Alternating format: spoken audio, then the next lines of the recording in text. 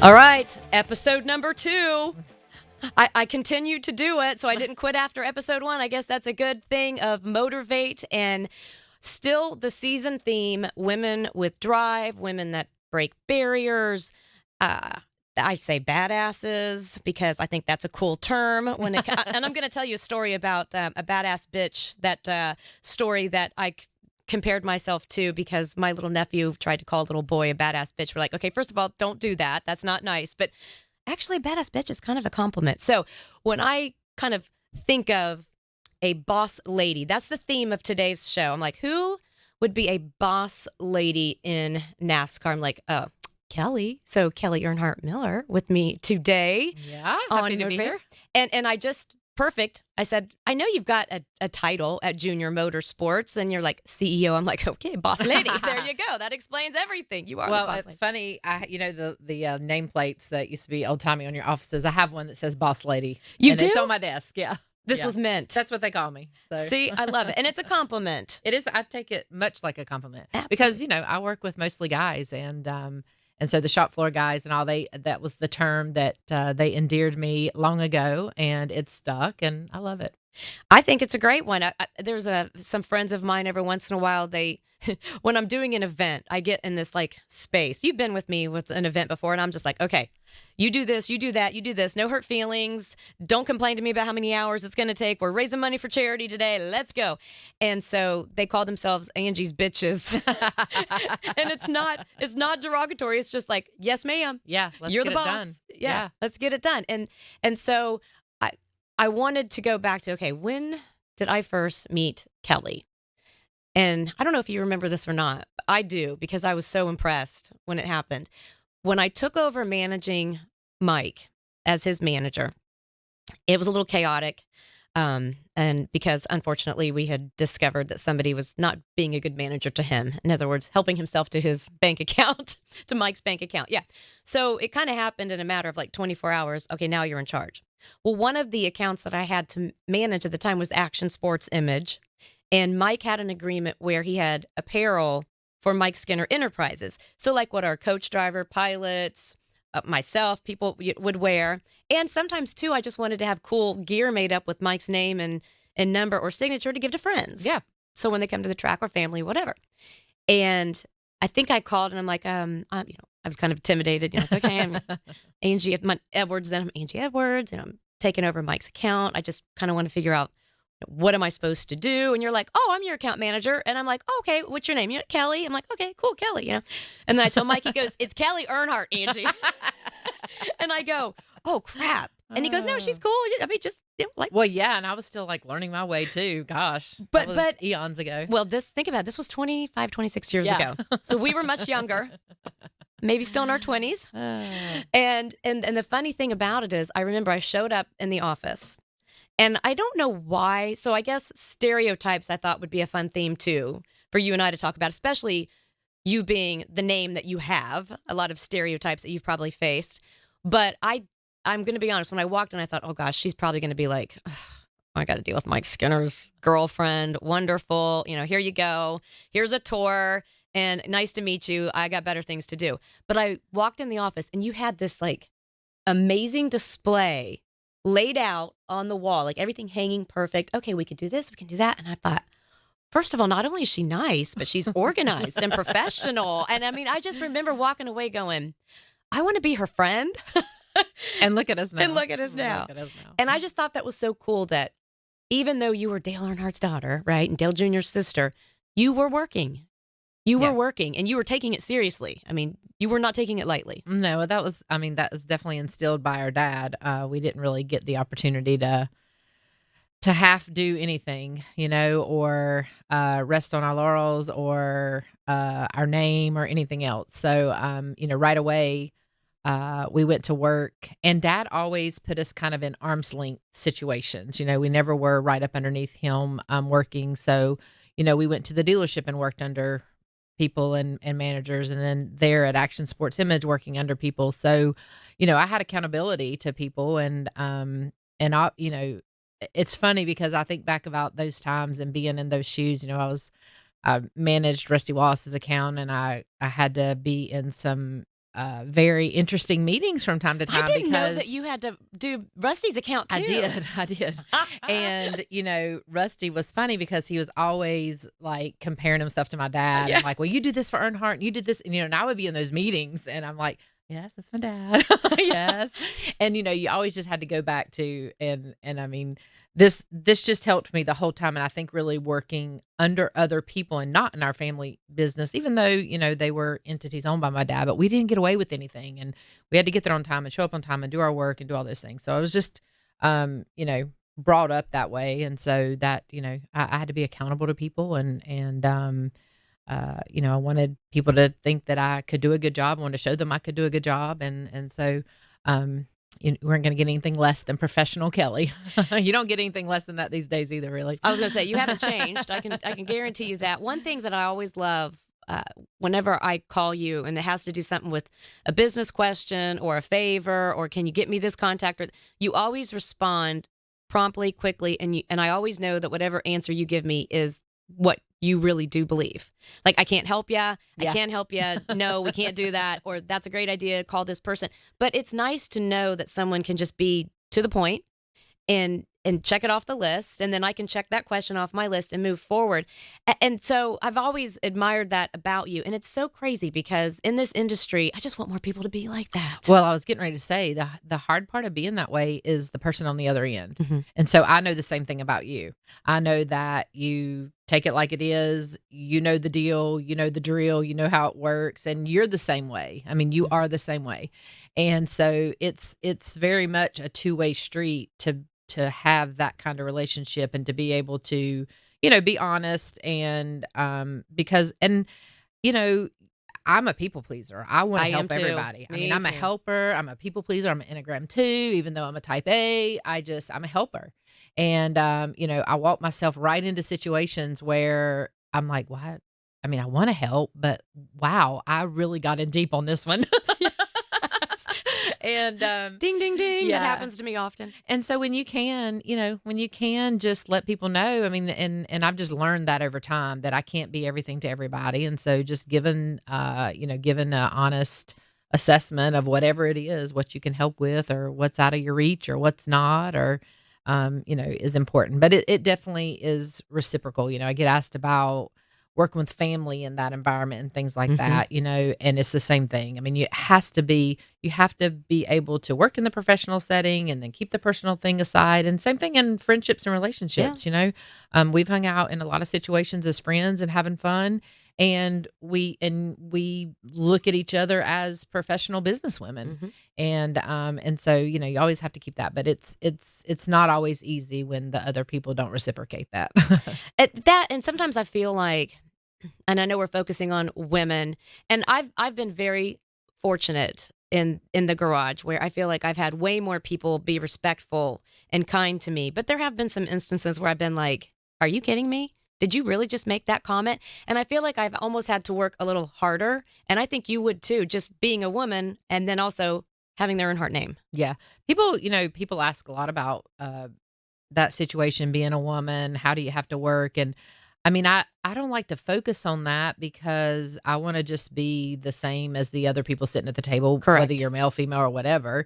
But it's real. It's there. I think that, and you're this person too, when you come out of the box, confident, professional, ready to, just go to bat for whatever it is that you're working on.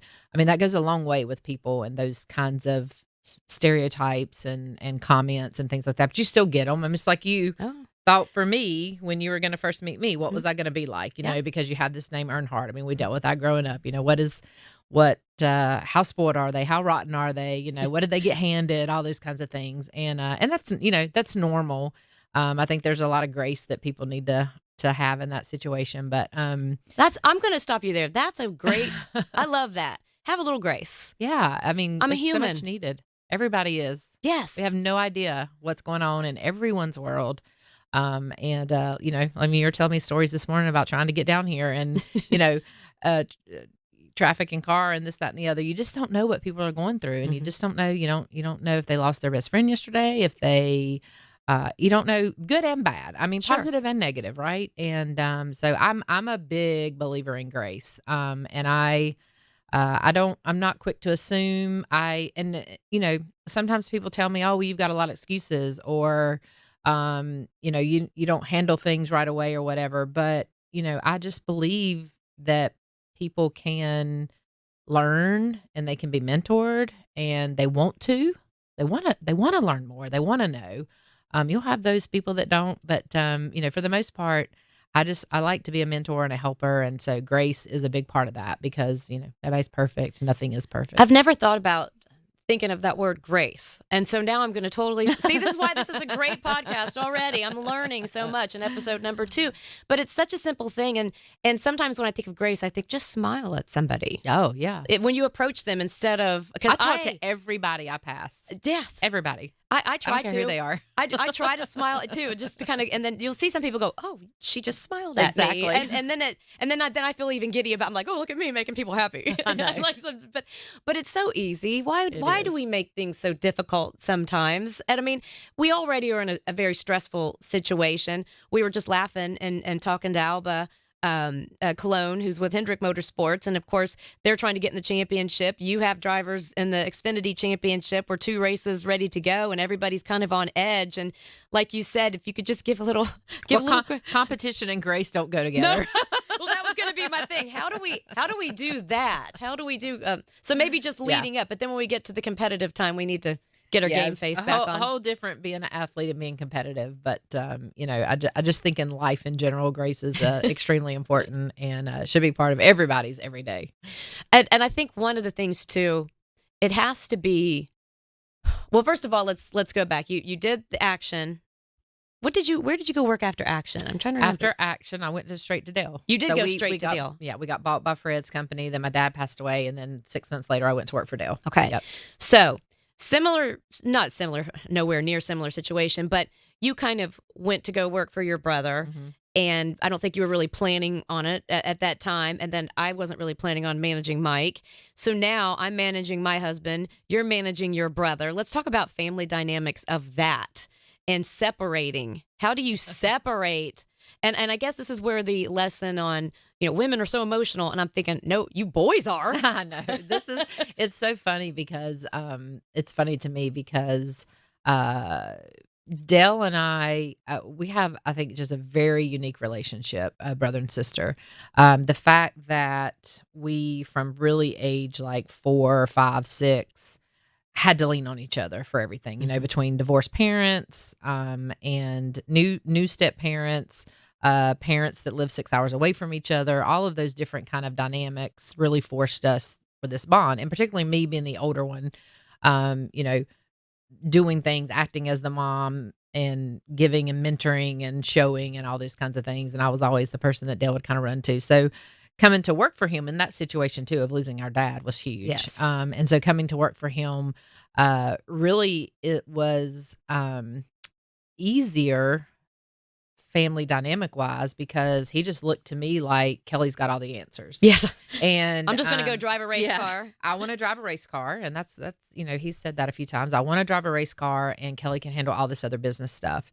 And we did. And, we just slowly, when I started working there in 2001, and then slowly after we left Earnhardt Incorporated and started driving for Mr. Hendrick, and then starting our own Xfinity team and all those things, it's actually harder now to balance family dynamics.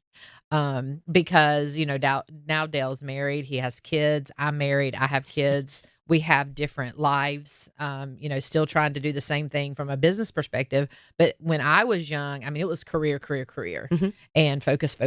And what more, what else can we do? What more can we do? And now, Dale's a little bit like that. He doesn't want to do like more, but he does have a lot more ideas, like the acquisition of the Cars Tour and things like that.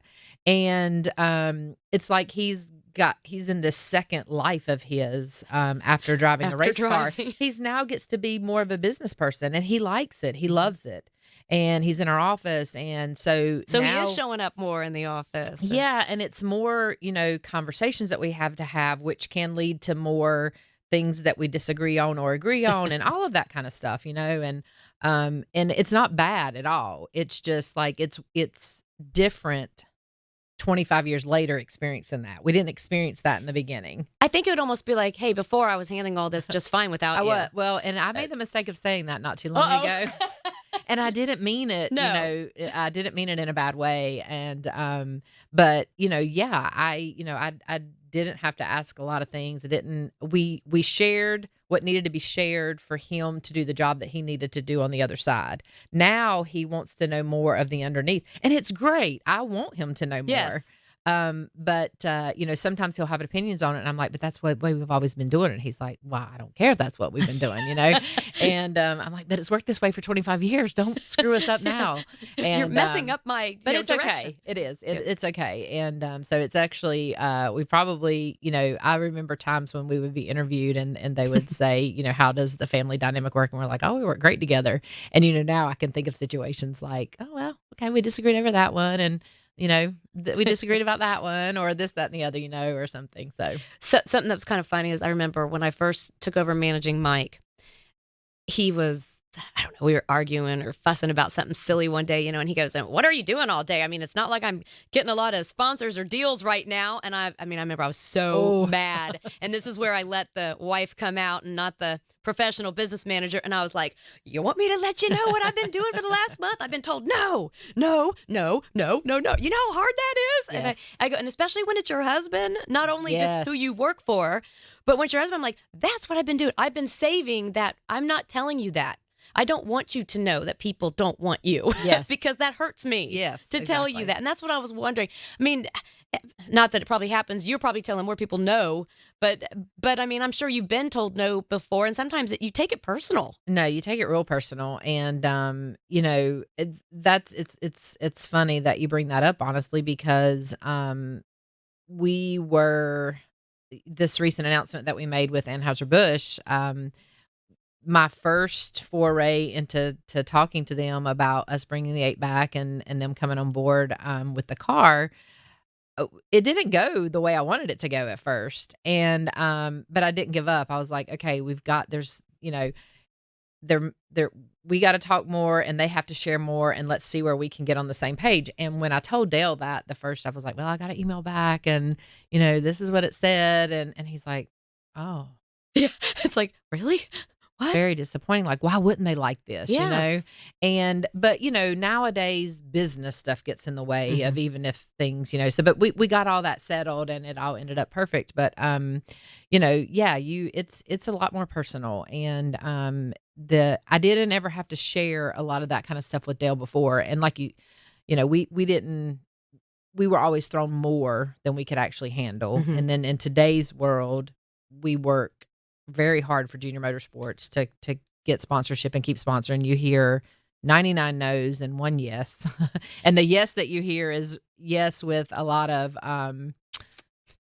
this. Exactly. Yeah, like a lot of or if this happens, yes, we will give you the yes, check. with plenty of yes. I mean, I'm going to be honest with you. I'm here today with Motorvate without a sponsor. I just knew I'd have a sponsor for the first season already. And it's so funny because I was just kind of proud of myself that no, I'm sticking my foot down and I'm going to do this, because Mike said, don't go do this. Don't go spend money doing something.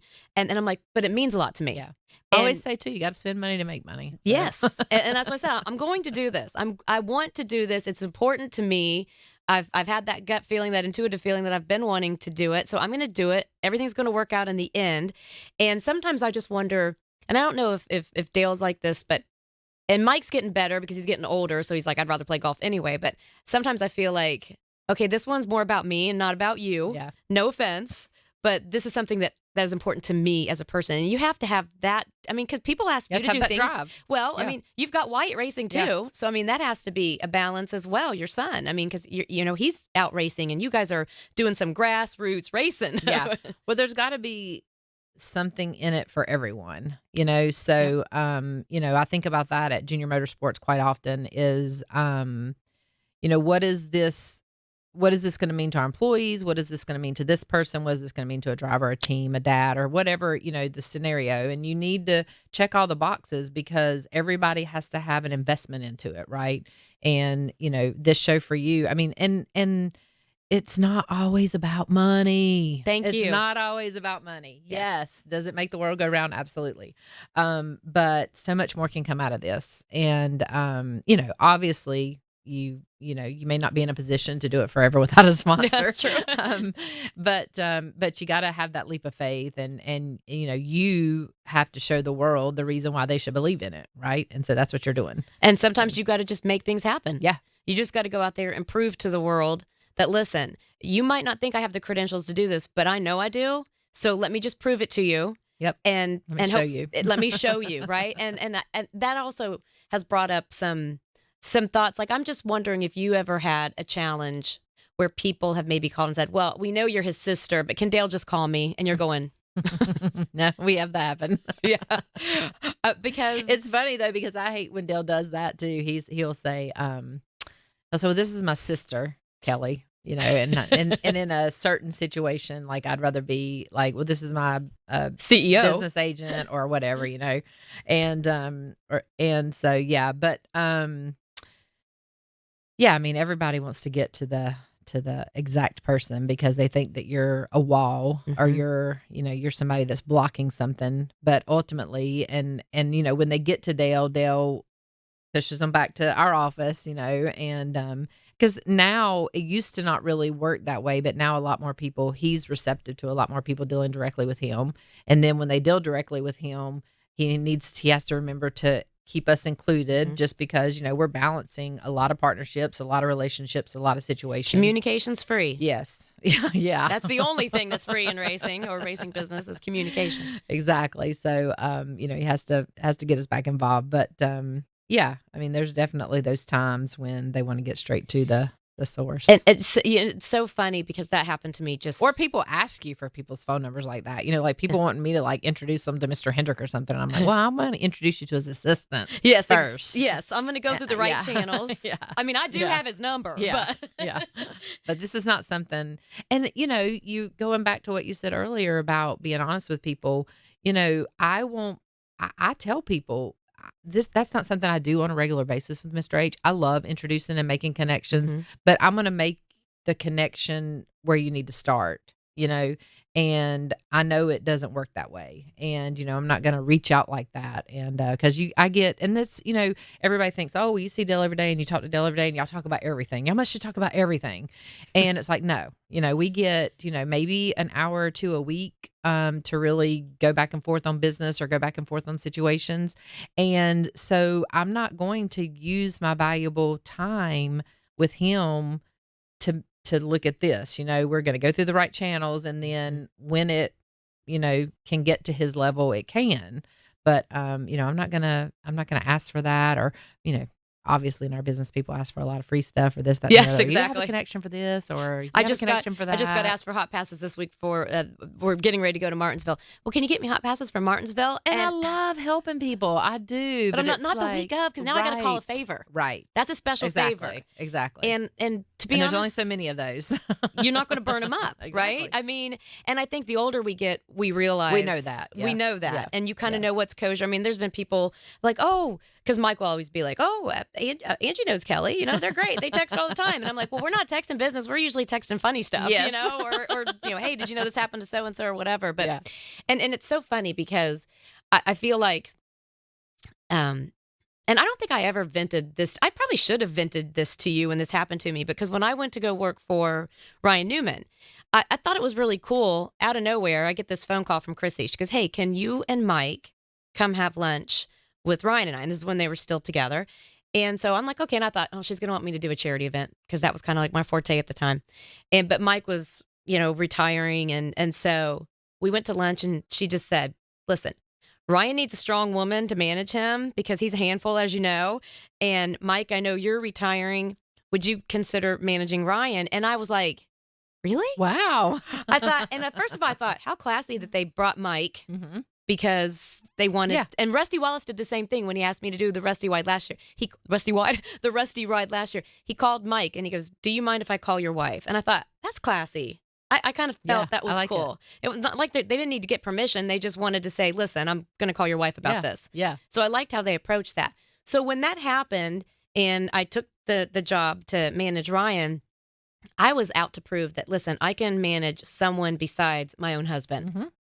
And I think that you have been able to prove that because you're managing all the drivers that come in, and not only just the drivers, all the employees at Junior Motorsports. How doesn't it make you feel good to know that you can do that for other people and not just a family member? I don't know. For me, it was big. Yeah, absolutely. I think and not just a family member, but the Earnhardts. I mean, Correct. we are, one of the top families in the sport, and so a lot of opportunities have come that way, right? And so, you want to not think that that's the reason why it's all happened or whatever.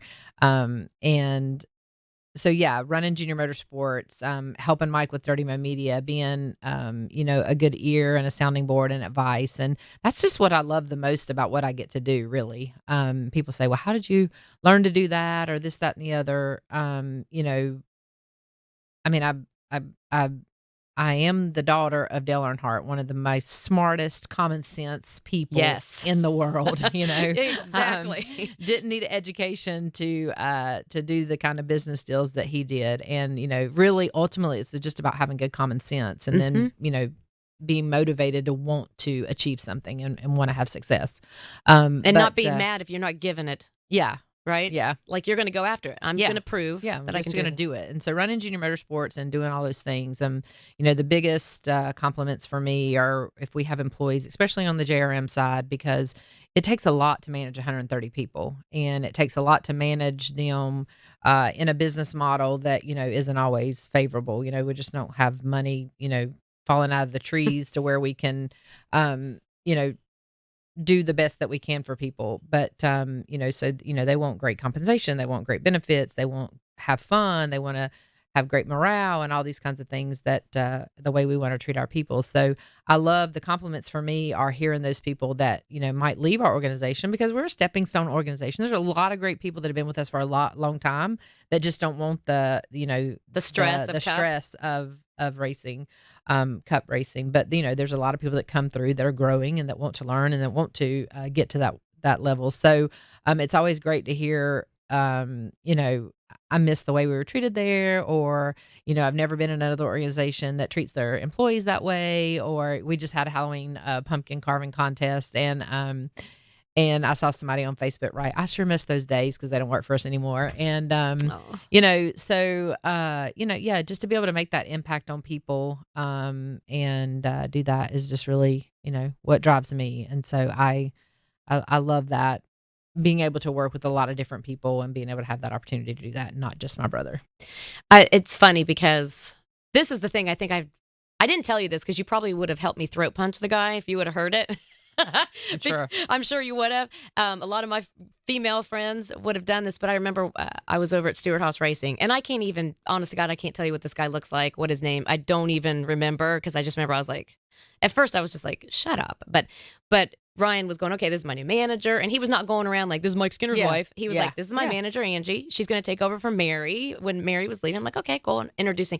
And some moron working in the shop's like, I give you 30 days to hit that. And I was like, oh, what? Yeah. And Ryan goes, excuse me? And, and I was proud that Ryan went, excuse me? But then I'm like, yeah. And then Ryan goes, oh, she'll handle it herself. Yeah, I don't need to get involved in this one. I mean, I won't tell you what I said to the guy, but it wasn't nice. But I mean, I let him have it. And everybody else in the shop was like, and then Ryan kind of laughed. He was like, that was something that LW and I dealt with in our relationship in the beginning. Was like he was very protective over me, and I always was like, man, I can, I can handle this. I handle this. And he's like, you just don't understand how guys talk in this business, and da da da da. And I'm like, they're not. They might say that about me behind my back, but they dang sure ain't gonna do that to me to my face. Exactly. And but he didn't like either one of them. Yes. So, but you'll have that, and we've certainly had that in the sport, and I think it's just like everything else. It's better. the world has grown and therefore our industry has grown. Yes. And, it's the world has matured in a lot of those situations. And so therefore our industry has matured in a lot of those situations. See, I'm an advocate kind of more like you, where I'm like, listen, it doesn't matter what industry you're in. Somebody's going to make a stupid comment, right? Someone's going to say something that's going to tick you off or hurt your feelings.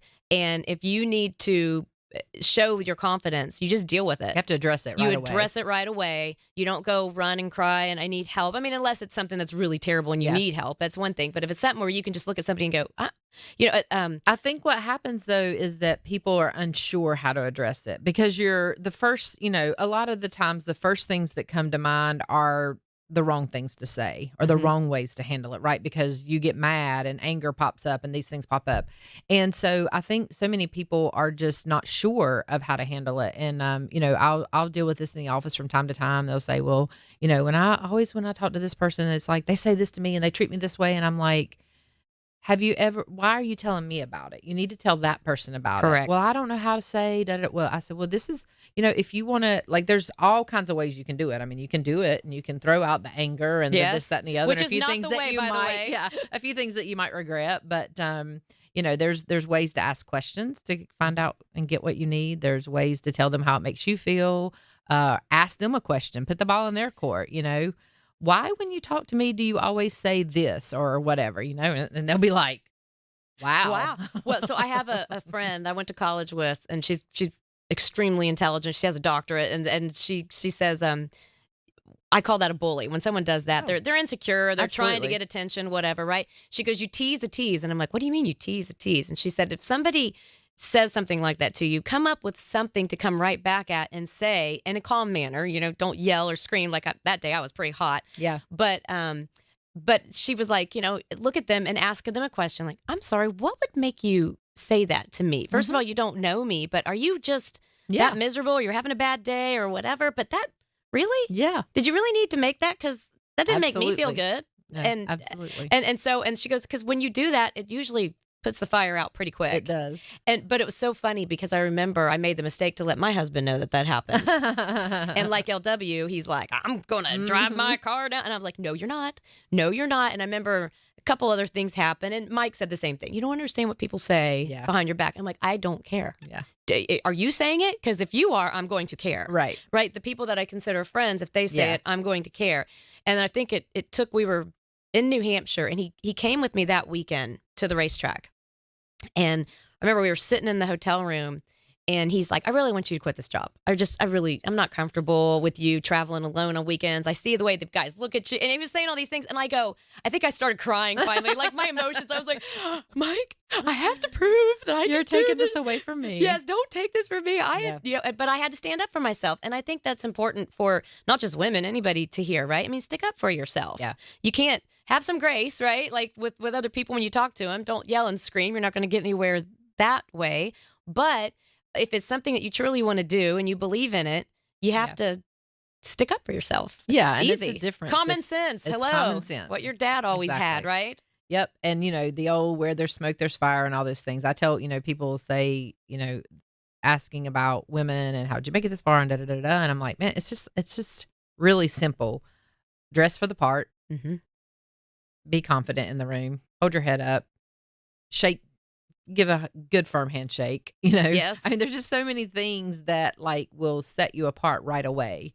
And, if they're talking about you in a derogatory manner, as long as there's nothing that you're doing that gives them, a reason to talk like that, you know who you are. You Correct. know what you are. You know who you are. And so will everyone else, So I try not to worry about it. So, that's actually a great little segue into we have to talk about NASCAR Wives, remember? Oh, yes. We have to talk. So Kelley, I think you drugged me into that. I think I did. I'm sorry, by the way. I apologize. But I think one of the funniest, and I love telling this story because NASCAR had, and I'm going to say NASCAR sanctioning bodies stood up for us on this, which was kind of a cool deal. Yes. Because I know where you're headed. Yes. So anyways, we got this phone call that it was Discovery Channel, I think. Was it? Yeah. They wanted to do a show called NASCAR Wives, but it was like, hey, NASCAR wives are working, smart, intelligent women, and NASCAR wanted to showcase that.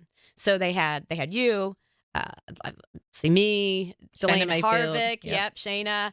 I think we had Lynn Nicole Allmendinger. Biffle at the time. Was Yeah. it Nicole? Yeah. Oh, no, wait. No, I think they ended up having Lynn. Oh, no, it was Lynn, but I remember the situation. Remember that involved the Biffles. That Yeah. they wanted to be dramatic. And it Yes. was like, no, we don't have any of that. Yes. And so first of all, they started filming in the winter when we were like, there's nothing going on. in the winter, but okay, well, come film in the winter, So we started filming and they had this big deal. And I'm not going to lie, I was excited about it at first. It's like, this is cool because reality shows were the Osbournes were a big deal then. This is a while ago, guys. This is, before Kardashians. Correct. Yeah. Way before the Kardashians. And so I remember like, Dave's like, we're going to fly you and Kelley out to the Critics Tour in California. And then you're going to go to the Miss America pageant, and then we're going to premiere the show, all this stuff, right? But the Critics Tour was a big deal. And they said, we're going to have a show car out there, and there's going to be a photo shoot. You can do hair and makeup. So Kelley and I are out there. And then I think they had Shayna come. And they literally said, okay, here's the deal. Angie, you're a good speaker. You're used to speaking. Kelley's going to get asked kind of questions. She's an Earnhardt. You guys kind of control the interview on stage, right? So we're like, okay, yeah, we're cool. We're confident, right? We're going to show our confidence. And we get on stage. They show the sizzle reel. And the first question we get was, how are you guys like the Orange County Housewives? And Kelley and I look at each other and we go, we're not. And then I'll never forget, we go back into the green room. And the president at the time of the network goes, listen, you guys talk a little bit more about like your private jets and all these things. And Kelley goes, I don't have one jet. My brother does. And I was like, we just went back to the truck series. We don't have no plane. Well, and I thought even you were going to talk about the reason I thought about Nicole Biffle at the time was because there was was it Delana and the Biffles? There was an on-track incident. And remember, Nicole went to somebody's pit box. And what I just remember about, the whole reason that the show never got on air was because they wanted it to be drama that didn't exist. Yeah, and we they were like, wanted we're us not to like force that. some fake drama, and it was like, we're friends. Yes, we uphold each other, we respect each other, exactly. And so no, we're not going to do that.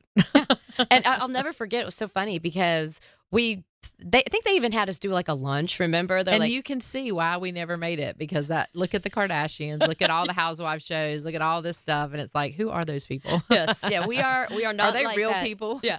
Nor do we want to drag our family, our kids, our friends into this mess. And I know. And so I think they called like after that Critics Tour, they called and they were like, ladies, we're gonna axe that show and we're like, well, we're not doing all that stuff. And the cool thing is NASCAR said, we're not asking you. Yeah, exactly. They never asked us to do any supportive. of that. Yeah. I did tell them I wanted paid though. I'm like, I want paid the days and the times. I'm a boss lady. That's right. You took up my time. I want that paycheck. I might, I don't know, I might need some more wine or something. Exactly. That was my wine stash, but yeah, that wasn't us. I wish though, I don't know, maybe you're kind of like, we don't really need it. But I wish there could be a show that showed more reality.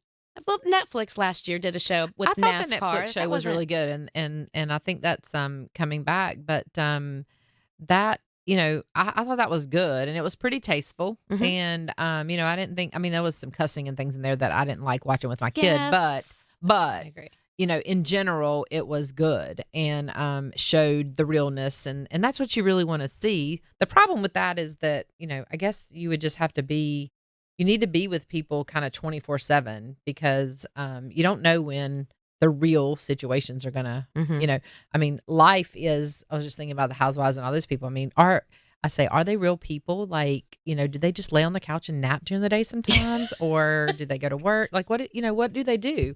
And is this part of it show and they really are real people? Like, what does it all look like? But,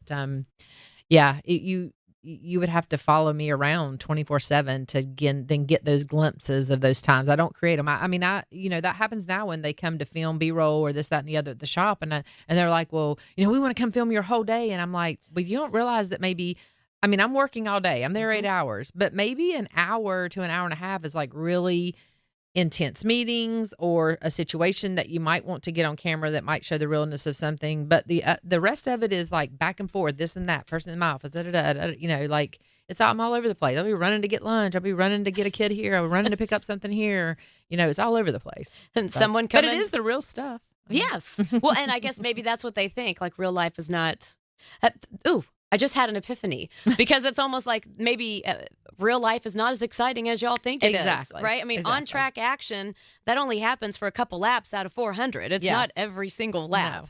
So if we kind of compare it to a race, it's the same thing. I just wish that they could show some more of the positive, really cool, motivational things that people do in our sport. Yeah. And women as well. And like you said, I'm not one of those people that are like, oh, well, let's all just have the women only. I mean, I want to have conversation with men. I want to have negotiations. It's not that.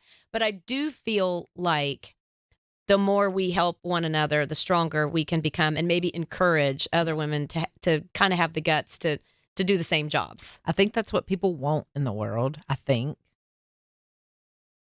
It's hard to figure out, though, when shows like The Kardashians or shows like The Housewives, or you look across social media and you see the people with the most followers are more controversial or whatever the situation is. You don't see wholesome, real scenarios get liked. I mean, that's why there's clickbait. That's why there's, dramatic headlines and all these different things that pull us in these directions, because people want the scoop. They want to, and I mean, we're just made that way. I want to know too. I mean, I read something and I want to know too. I catch myself sometimes like, okay, click on the bio. I'm like, no, don't do it.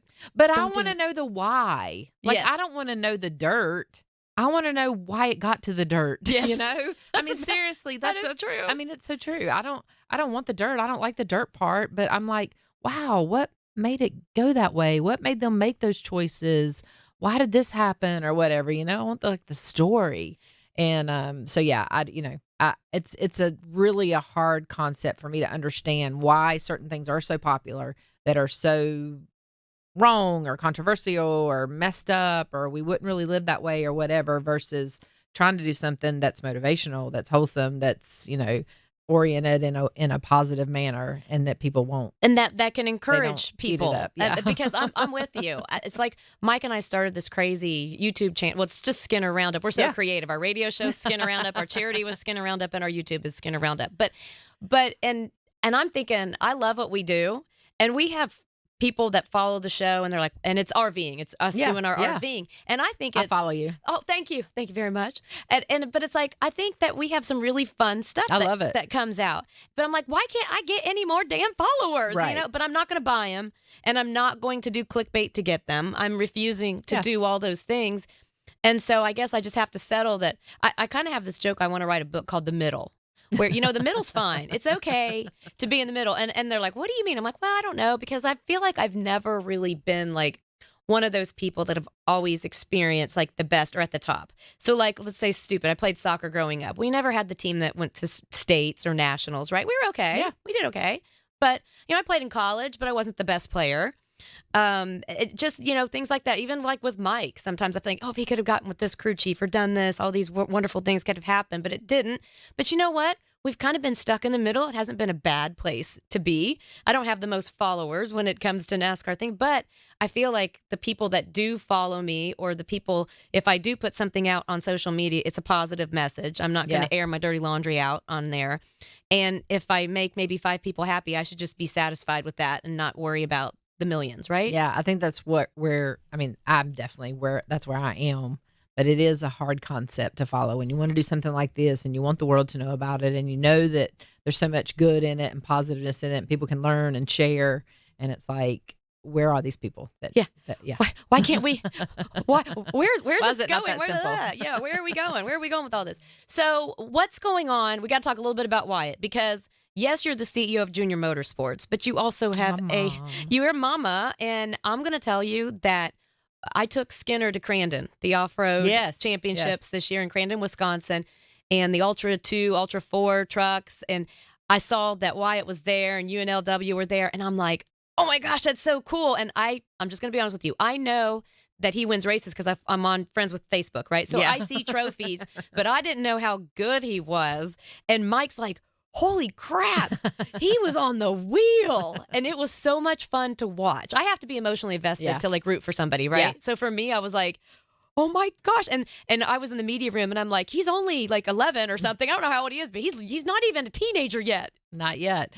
So yeah, we ran a few races in the Champ Off-Road Truck Series, which was super fun, short course truck racing. And Wyatt just, I mean, he really just surprised us all. And it's been a fun journey because he runs micros and outlaw cart, little sprint carts, and micros 600cc carts. And but this off-road truck, big, heavy, a lot of power. Yes. You got to switch, you got to change gears. And so he worked from the spring until the middle of the summer, just practicing and working up his stamina, because they're 10-minute timed races and they're flat out, right? They don't stop. No, they don't. And, you know, And you got all they're that men. jumping, and they're men, and they got all that jumping and all that stuff going on, and fast corners and all of that kind of stuff. And they don't stop. If you turn over, they don't stop for nothing.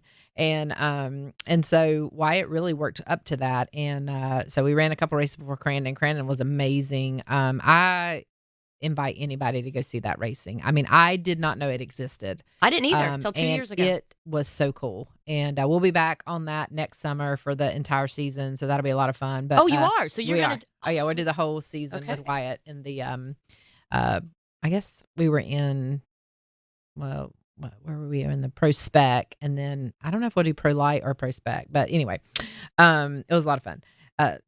60,000 people at Crandon. Oh, it's packed. I mean, yeah, it was insane. And Wyatt, funny story, initially, we went to the first race, and all the other competitors, very nice guys, men, you know, they're anywhere from maybe mid-20s to, you know, I don't know if any of them are older than 40 or so in his division.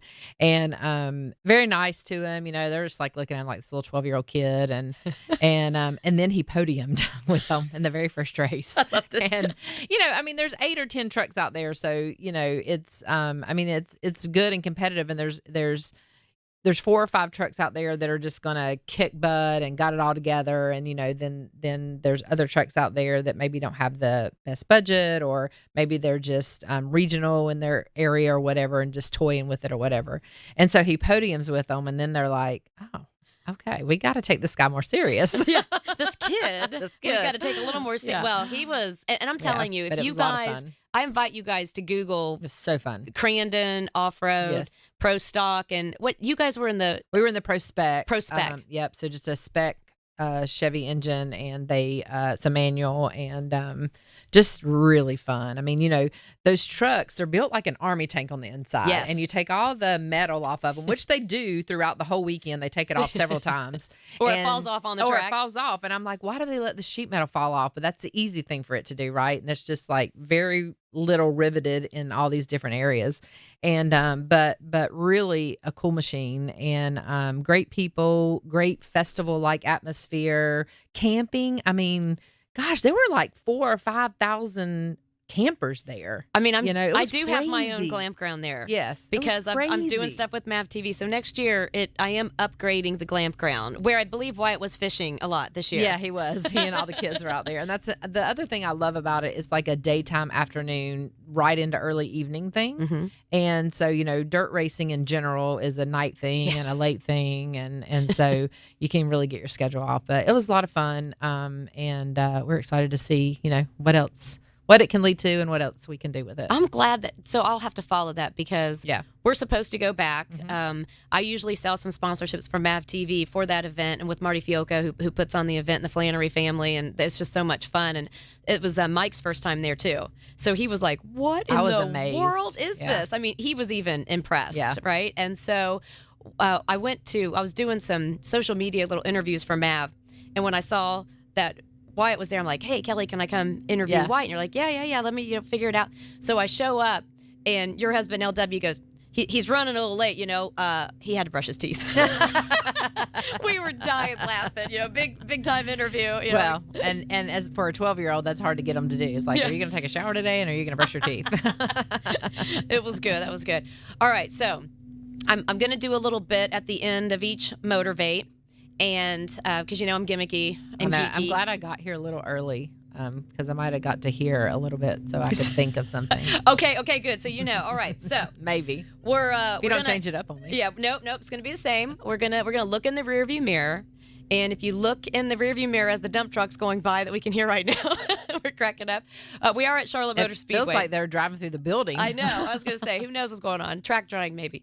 But if you look in the rearview mirror, what is maybe a lesson or something that you would do differently, or just like, hey, this is how I handled it, and I wish I would have done it like this? Yeah. I don't have a particular situation, but I would say in general, I wished that I was more present in so many things that I did when I was younger. I mentioned earlier just being very career focused, and I think you do this with your career, trying to get to the next thing, the next job, the next title, the next whatever. You do this with your kids, you're trying to get, oh my gosh, they're crawling. Oh, wow, they're walking. Oh, wow, they've just started kindergarten. There's all these things that you work hard for and you look forward to. And I think looking forward to something is huge in life. That's anticipation in life is like so great. We have to have things to anticipate so that we, want to stay motivated to do things. But really being present in those moments was difficult for me. And I find myself looking back like, I don't really remember that. Well, I don't really know. Gosh, you're right. And, I checked it off, like if it was college, the class, the whatever, I checked it off. I wanted to get right to where, the next thing was, or the next situation. And, so I wish that I was more present, and I do, I feel like in the last, probably 10 years, I've focused on being more present in situations, and, doing more listening and less talking and those kinds of things, just to really take in the situation that you're in. And, I think a lot of Dale's moments in these last 10 years of retiring and the concussions and the Hall of Fame and all those kinds of things give you time to look back, and you forget all the things that you've been able to experience in life, and then you are reminded of those things, and then you're like, but I don't really remember that. I remember when that time I took my daughter and my mom down to Daytona when he won the 2001. I can tell you little things about it, but I don't really remember the emotions or whatever surrounding that particular time. So I wish, being more present. I would encourage people just to try to be present. That is amazing advice, because I think I've done the same thing where I'm like, I wish I would have appreciated that victory lane ceremony more with Mike, or when we got back and our friends surprised us with a party, and because they were so our proud. Sport moves so fast. Yes. You win on Saturday or Sunday, and on Monday you have to figure out how to win again on the next Saturday or Sunday. Well, and maybe that's why we're always checking off that list, right? Because I catch myself right now still, like I figure like I can't ever get out my 2025 calendar until I know all of the racing stuff that I've got to, what's going on in racing, where are we going to be? They're like, well, can you go on vacation? I'm like, I don't know. What weekend is that? Is it? I'm thinking, okay, Angie, like you said, just every one of our weekends are a town. Yeah, exactly. That's Vegas. That's this. That's that. That's this. And even if we're not going, it's still the same thing. It's still the same thing, because you might have sponsors you've got to take care of, or whatever. I've sold a package to this person, or Mike's got to be coaching, and it's just so crazy. So maybe just like you said, taking a little time just to be more present. Would be. I like that advice. All right, now you're on the lead lap. We're looking out the front windshield. We got to look ahead. We can't end looking back, right? Even though that was a good message. But so what's next? What's next for Kelley Earnhardt Miller? And maybe if it's just maybe a goal that you have later on in life that you like, hopefully one day I can get to this position. Hopefully one day I can retire. Amen. At an age where I can still have some life to enjoy. No, I have kind of a 10-year plan, and of, wanting to continue to work as hard as I work now. I'm not saying I don't want to work after 10 years, because could never let go of JRM or anything like that. But, I don't want to do it as hard. And so, maybe that means other people coming in so that I don't have to work as hard. But, I just want to keep doing what we're doing. Keep taking advantage of the opportunities that come along. And, just looking at everything on how I can advance our company or advance our people, and advance the situations that we're in. Now I have a another motivator in Wyatt, just depending on if he wants to race or not race. But, I want to get my kids raised. I have a 24-year-old daughter and a 19-year-old daughter. And so I'm still, momming, even though they may not like it as much. But you'll be momming for a while, trust me. I want to be a grandma too. I just want to keep, creating opportunities for success and for happiness. And, doesn't mean money. It doesn't mean those things. It doesn't mean, like you said, achieving the top. It just means that, every day I want to wake up. I want to wake up to do what I do and to have fun with what I do and my family and my business and all of those things. And so that is success to me. With grace. With grace. Every day. All right, boss lady. I appreciate the time. It's been fun. And you're not only, you're a boss lady, but you're a good human and you're a good friend. Yeah. And you as well. I love you to death. I love you too, girl.